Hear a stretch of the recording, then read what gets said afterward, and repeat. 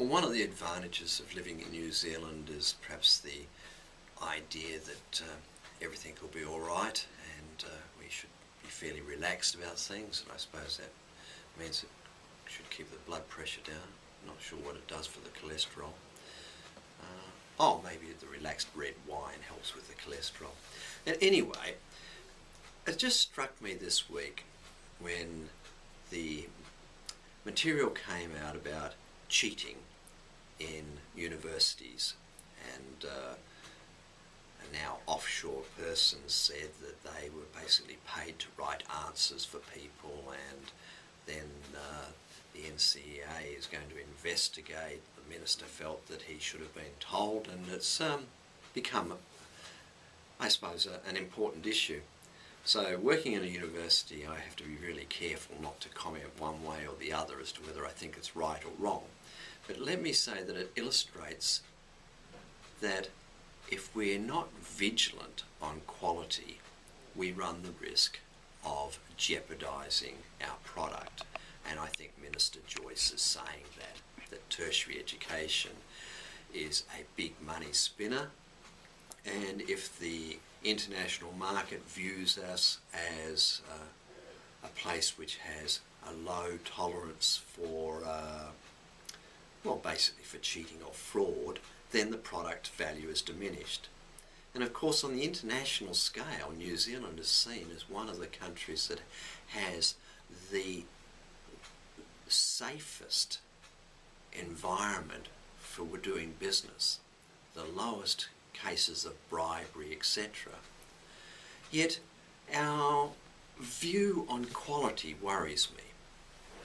I mean, we've had this discussion previously about border security, biosecurity, examples like the Varroa mite, the PSA for the kiwi fruit, and once it gets in we try and do something about it, but it's a bit of a lost cause.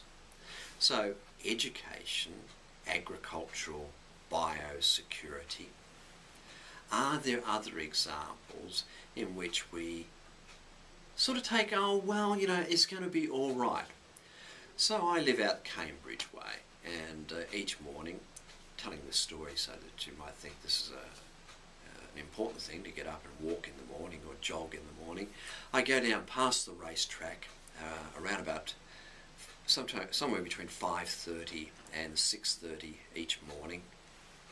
And one of the rules is, in the dark you're meant to ride with a little light on your helmet. So yesterday morning, I was walking down, the first 7 horses that went past me, one rider had a light on, which meant that whoever was manning or staffing the gate was allowing riders to come in without a helmet light and ride on a darkened track, on the work track, the one facing Peak Road. So, is that a big issue? Well, I suppose it is if you fall off and somebody rides over the top of you, but it seems to me it's just another example of, do we really follow the regulations? Do we really work in the industry to ensure that all aspects of it are of the highest quality? So bloodstock exports are really important to us, but at the lower levels we have all sorts of issues and problems again. And if you were to contrast that with how things might be done in Hong Kong, you would see that they have a strong regulation framework and they enforce it. And you'd say, oh yes, but that's the way things are done over there. Our attitude is different.